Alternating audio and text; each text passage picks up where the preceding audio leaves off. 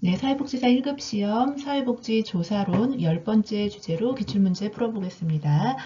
표집 관련 용어 그리고 정규 분포에 대해서 또 서베이의 유형에 관련된 약 10년간의 기출문제 순서별로 풀어보겠습니다. 먼저 표집 관련 용어에 대한 기출입니다. 네, 11회 때 기출이었고요. 참고로 지금 현재 23회까지 진행이 됐으니까 최근에는 이 표집 관련 용어를 묻는 질문 자체는 조금 단순하고 쉬울 수 있기 때문에 최근에는 출제되지 않는 경향이 있는데 표집 용어 정리차 오래된 기출 문제이지만 함께 나눠보겠습니다. 11회 때이고요. 1번 다음 사례에서 표집 관련 용어의 연결이 옳지 않은 것 보겠습니다. 자, 사례는 아동 양육시설에 거주하는 아동을 대상으로 설문조사를 실시하기 위해 아동복지협회에 등록된 전체 대상자 명부에서 초등학생, 중학생, 고등학생으로 양육시설 거주하는 아동을 이렇게 분류를 했어요. 그래서 그 모집단의 비율에 맞게 표본을 추출하였다. 자, 여기에 연결된 관련 용어 보겠습니다. 자, 모집단, 아동 양육시설 전체 거주 아동이 모집단인 거 맞는 거고요. 자, 표집틀은 자, 모집단을 정리해 놓은 명부라고 보시면 됩니다. 그러니까 대상자의 명부, 2번 맞는 거고요. 3번 표집의 방법을 보도록 하겠습니다. 자, 여기에서 보면 모집단의 비율에 맞게 무작위로 표본을 추출하였다라고 나와 있죠. 그러면 자, 무작위 할당을 했습니다. 확률 표집 가운데에서도 그 무작위 앞에 보면은 모집단의 비율에 맞게 표본도 비율에 따라서 추출을 했죠. 초등학생, 중학생, 고등학생이 각각 뭐 20%, 20%, 30% 아니죠? 100%가 되려면 30%, 30%, 40% 이렇게 있다면 표집 또 그만큼의 같은 비율로 하겠다라는 거죠. 그럼 확률 표집 가운데에서도 층화 표집이 됩니다. 그 표집 방법은 비례적 군집 표집, 집락 표집인데요. 이것도 역시 확률 표집이긴 하지만 비율이 맞게 표집하는 게 아니기 때문에 3번 옳지 않은 거 정답이고요. 이 표집 방법은 층화 표집입니다. 자, 4번 표집 단위는 학생 개인을 표집하는 거고요. 그렇게 표집된 개인을 관찰 단위로 두는 것도 맞습니다. 옳지 않은 거 3번 정답입니다. 자, 9회 때 기출문제 보겠습니다. 2번. 자, 다음의 내용에서 표집 관련 용어의 연결이 옳지 않은 것. 2010년 12월 말 현재 맞춤형 건강관리 프로그램 서비스 이용한 경험이 있는 65세 이상 노인을 대상으로 조사 제시합니다. 표본은 맞춤형 건강관리 프로그램 이용자 명부로부터 이게 표집 틀인 거죠. 이 명부. 여기에서 무작위로 500명을 추출을 합니다. 자, 그러면 옳지 않은 거 보겠습니다. 1번 모 집단은 건강관리 프로그램 서비스 이용 노인 맞는 거고요. 자, 2번 표집 틀은 65세 이상 노인이라기보다는 건강관리 프로그램 서비스를 이용한 노인의 명부, 65세 이상 노인의 명부가 되는 거겠죠. 자, 옳지 않은 2번 정답이네요. 표집 단위는 노인 개개인을 표집하는 거고 관찰 단위도 개인인 거고 표집 방법은 무작위로 500명 추출한 거 무작위 방법 맞습니다. 그래서 옳지 않은 건 2번 정답입니다.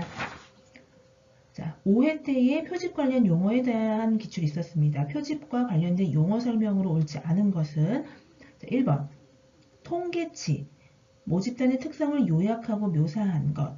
아니죠. 통계치는 모집단에서 추출한 그 표본 집단의 특성을 나타낸 겁니다. 그러니까 표본 조사에서 얻어진 변수들의 값이 통계치. 거기 때문에 옳지 않은 건 1번 정답이네요. 2번 모집단이란 전체 연구 대상 중에서 실제로 조사를 할 수 있는 현실적인 연구 대상. 그래서 연구자가 관심을 갖고 일반화를 하고자 하는 그 집합 전체를 모집단이라고 합니다. 표본이라는 것은 자, 그 모집단 가운데에서 실제로 자료를 수집하는 일부분의 대상 표본인 거고요. 표집의 오차는 그렇게 일부를 추출하는 표집 과정에서 발생하는 모집단과 표본 간의 통계적 차이가 표집 오차입니다. 자, 표집 틀은 표집을 할 수 있는 밑바탕이라고 보시면 돼요. 모집단의 명부인 거거든요. 표집 틀이. 자, 표본이 실제 추출되는 연구 대상 모집단의 목록, 명부 이렇게 표집 틀을 이해하시면 되겠습니다. 자, 다음은 정규 분포에 관련된 기출문제 보겠습니다.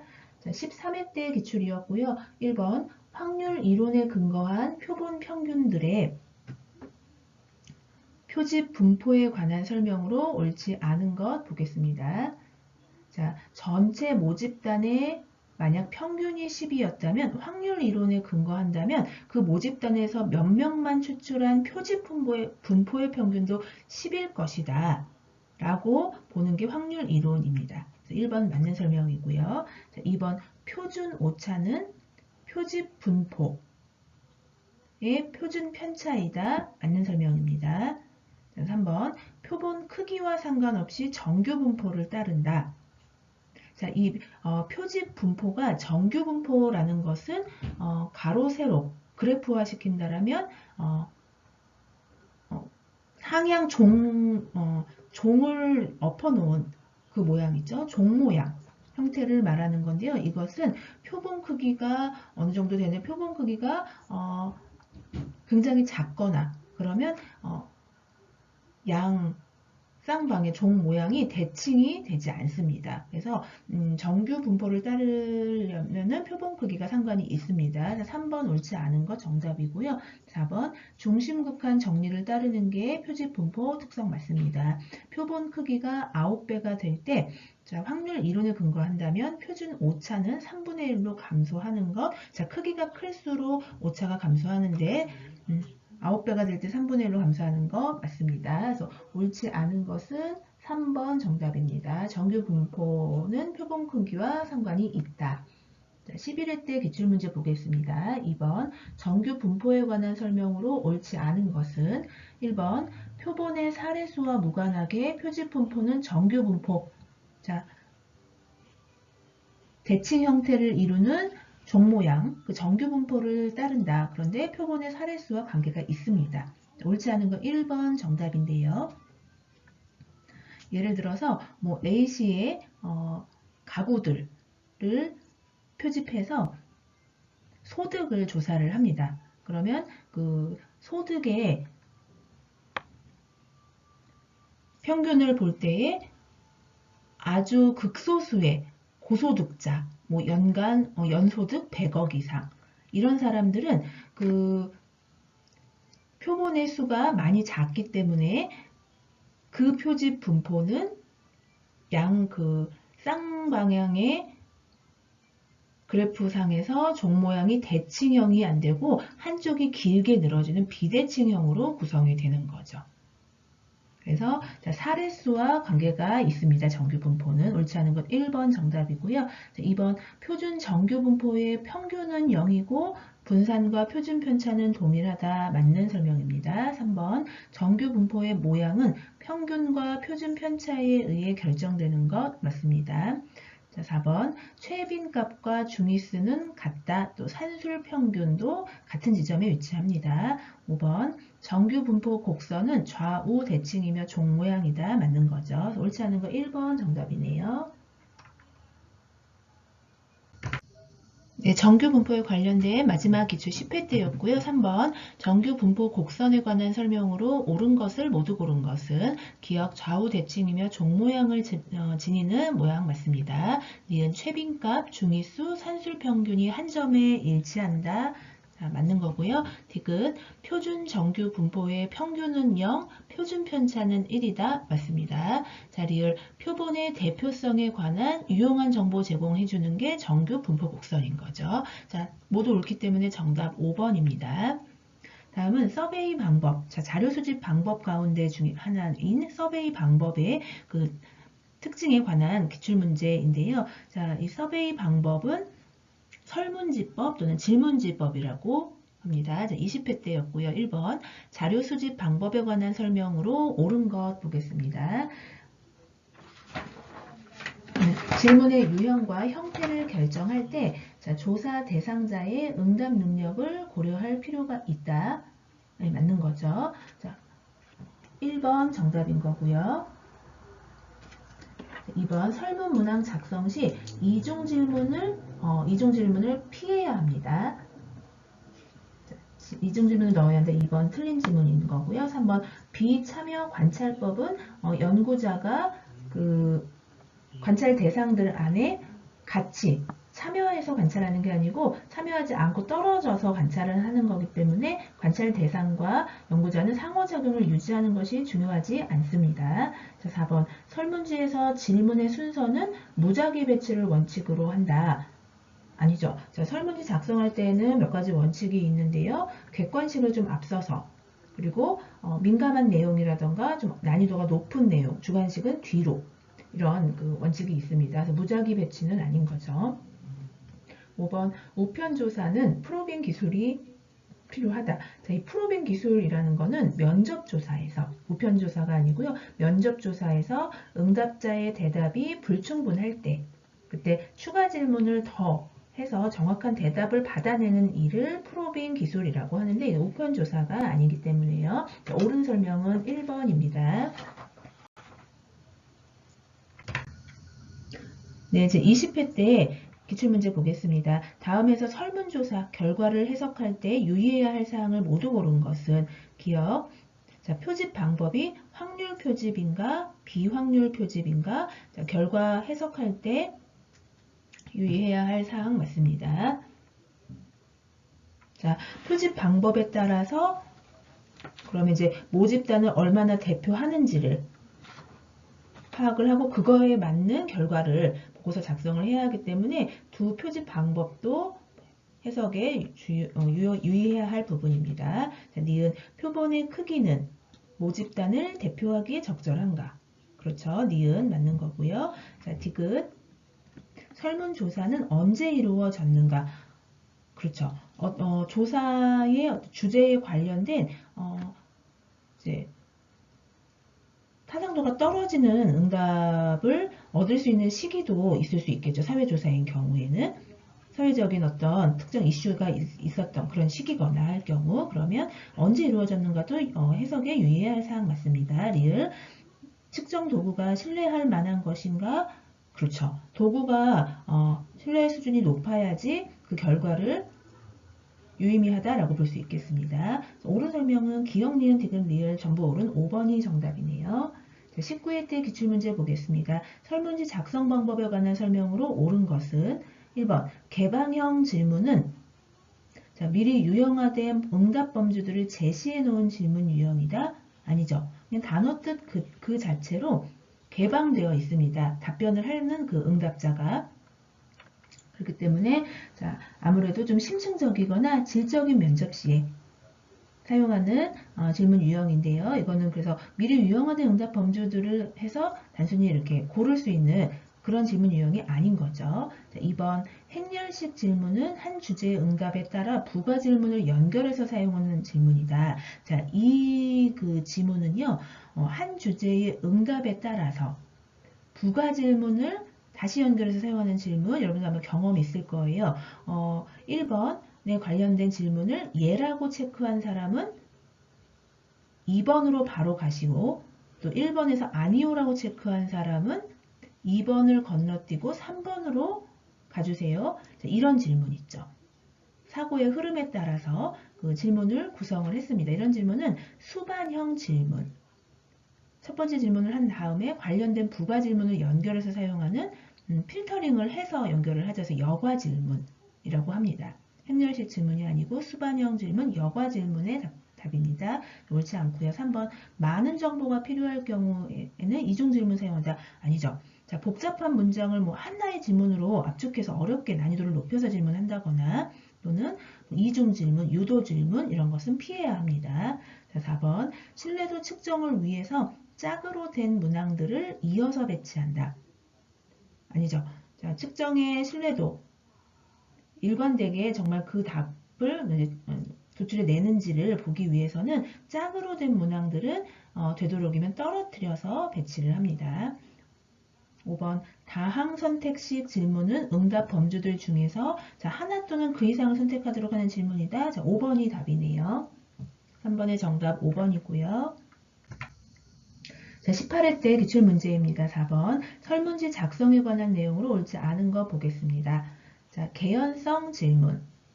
이게 아까 그 지문에 있었던 부가 질문이죠. 앞선 질문에 연결돼서 사용되는 여과 질문 하는 건데 이렇게 연결된 개연성 질문은 사고의 흐름에 따라 배치하는 것 맞습니다. 2번 고정 반응을 예방하기 위해서 유사 질문들은 분리하여 배치한다. 맞는 거죠. 너무 다 붙어 있으면 그냥 고정적으로 뭐 집게라던가 다 비슷하니까 다 비슷하게 답을 나열하는 그런 상황이 발생할 수 있기 때문에 유사 질문들을 분리해서 배치하는 거 맞고요. 3번 민감한 주제나 주관식 질문을 설문지 뒷부분에 배치하는 것 맞습니다. 4번 명목 측정을 위한 질문은 단일 차원성의 원칙을 지켜 내용을 구성한다. 네, 맞는 거죠. 측정 수준 가운데에서 명목, 서열, 등간 비율 중에서 가장 알아낼 수 있는 정보의 양이 적은 낮은 단계의 측정 수준 명목 측정 이 수준의 질문은 단일 차원성의 원칙 지켜서 내용 구성합니다. 5번 신뢰도 측정을 위한 질문들을 신뢰도를 위해서는 짝으로 된 문항들일지라도 떨어뜨려서 배치합니다. 가능한 서로 떨어뜨려서 배치한다. 5번이 옳지 않은 거네요. 4번의 정답 5번이고요. 16회 때 기출입니다. 5번 설문지 작성에 관한 설명으로 옳은 것은 1번 개방형 질문은 응답률을 높이기 위해 주로 설문지의 앞부분에 배치한다. 개방형 질문 자체는 응답자가 질문 내용이 약간 심층적이고 그래서 질적인 면접 시에 사용하는 그 질문 형태라고 했었죠. 그렇다 보니까 난이도가 높아서 뒤쪽으로 배치하는 확률이 높습니다. 1번 틀렸고요. 2번 수반형 질문. 아까 여과 질문, 부가 질문 연결해서 사용하는 그 문항들 질문은 질문이 많아질수록 응답률이 낮아집니다. 약간 그 수반형 질문은 응답률이 적어지는 폐쇄적인 성향이 있습니다. 폐쇄형 질문의 성향이 있죠. 자, 3번 명확한 응답을 얻기 위해서 그래도 이중 질문을 사용하면 안 됩니다. 자, 3번 틀렸고요. 4번 문항은 응답자의 특성과 무관하게 작성되어야 한다. 아니죠. 응답자의 특성이나 또 능력에 따라 맞추어서 작성해야 합니다. 자, 5번 신뢰도 측정을 위해 또 나왔네요. 이 질문 짝으로 된 문항들이라도 가급적 떨어지게 배치한다. 5번이 옳은 설명 정답입니다. 자, 5번에 5번 정답이고요. 자, 13회 때 기출문제 6번 설문지 문항의 작성 방법에 관한 설명으로 옳지 않은 거 보겠습니다. 이중 질문과 또 유도 질문은 피하는 것이 좋다. 맞습니다. 2번 신뢰도 측정을 위해 짝으로 된 문항들을 함께 배치하는 것이 좋다. 이제 떨어뜨려야 되는 거죠. 신뢰도 높이려면. 그래서 2번 정답이고요. 3번 응답하기 쉬운 문항일수록 설문지에 앞에 배치하는 것이 좋다. 그렇죠. 객관식일수록 앞으로 배치하고 쉬운 문항일수록 앞에 배치하고 좀 난이도가 높거나 민감한 질문은 뒤에 배치하는 게 좋습니다. 4번 일반적인 것을 먼저 묻고 특수한 것은 뒤에 묻는 것이 좋다. 맞죠? 5번 객관식 문항의 응답 항목은 상호 배타적이어야 한다. 맞는 거죠. 자, 이 예시가 월 소득을 고르세요 라고 했을 때 예를 들어서 1번 100만 원에서 200만 원 2번 200만 원에서 300만 원 3번 300만 원에서 400만 원 그러면 300만 원을 받는 사람은 2번 200만 원에서 300만 원 안에도 들어가는 것 같고 3번 300만 원에서 400만 원 사이에도 들어가는 것 같고 그러면 그 보기 문항들이 서로 중복이 안 되어야 된다는 말인 거죠. 상호 배타적이어야 한다라는 게. 자, 그래서 5번도 옳은 설명이죠. 자, 옳지 않은 것은 6번의 2번이 정답입니다. 7번 12회 때 기출문제 보겠습니다. 설문지 작성에 관한 설명으로 옳지 않은 것은 자, 1번 폐쇄형 질문의 응답 범주는 포괄적이어야 한다. 총망라적, 포괄적이어야 한다. 폐쇄형 질문의 응답 범주 맞습니다. 또 상호 배타적이어야 합니다. 자, 폐쇄형 질문의 응답 범주, 자, 응답 항목은 총망라적, 포괄적이어야 하고 상호 배타적이어야 하겠습니다. 맞는 설명이고요. 2번 응답자의 이해 능력 고려해서 설문 문항 작성해야 되는 거고요.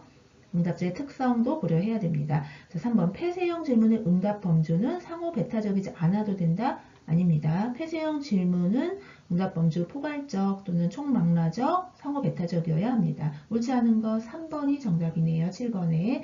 자, 4번 심층적이고 질적인 면접은 대부분 개방형 질문으로 구성된다. 맞습니다. 5번 이중 질문은 배제되어야 한다. 맞는 거죠. 부정적 질문이나 유도 질문, 또 복잡한 내용을 묶어서 한 번에 질문하거나 이중 질문 다 배제되어야 합니다. 자, 11회 때 기출입니다. 8번 다음과 같은 유형의 질문은 귀하는 대통령 선거에서 투표한 적이 있습니까? 예. 1에서 3번 질문에 답해 주시고 아니요는 1에서 3번 질문을 건너뛰고 4번 질문으로 바로 가세요. 자, 수반형 질문의 대표적인 예인 거죠. 그래서 위 질문에서 골라내서 필터링을 하는 여과 질문 방법을 이용을 하는 겁니다. 그래서 정답은 4번 여과형 질문이 맞겠습니다. 자, 9번 10회 때 기출문제 보겠습니다. 설문지의 회수율 모니터링에 관한 설명 옳지 않은 거 보겠습니다. 추가 설문지의 발송 시기를 예측한다. 자, 이 설문지 방법, 서베이 방법 중에서 이제 설문지법은 회수율이 굉장히 낮다라는 특성이 있거든요. 그래서 계속 모니터링을 통해서 어느 정도 회수됐을 때 추가 설문지 발송 시기 예측하는 거 가능한 거고요. 자, 2번 비응답자들의 추가 응답률을 높이는 데 활용되는 게 모니터링 맞습니다. 3번 모니터링을 중단하는 시점은 회수율이 50%인 때이다? 아닙니다. 이렇게 정해져 있지는 않은 거고요. 그래서 옳지 않은 건 3번 정답입니다. 4번 여러 시점에서 회수된 설문지를 분석하면 그렇죠. 표본 추출의 편향도 추정할 수 있겠습니다. 자, 설문지를 한 지 초반에 회수된 그 설문지의 표본의 어떤 특성 그리고 모니터링 후반부에 회수된 설문지를 응답한 자들의 특성 이렇게 해서 표본 추출의 편향도 추정할 수 있겠죠. 자, 5번 그래프를 일일 회수 빈도와 누적 빈도로 빈도를 기록한다. 그죠? 회수율을 계속 분석을 하면서 그래프화 시켜서 일일 그 회수 빈도 그리고 누적 빈도 기록하는 거 맞겠죠? 자, 옳지 않은 거 3번 정답입니다. 네, 9회 때 서베이 방법에 관한 특징 보겠습니다. 질문지 작성에 관한 설명으로 옳지 않은 것은 1번 질문 문항은 가치 중립적인 용어 사용해야 한다. 자, 맞습니다. 사실적이고 또 객관적인 용어를 써야 하니까 가치도 중립적인 용어 사용하는 게 맞습니다. 1번 맞고요.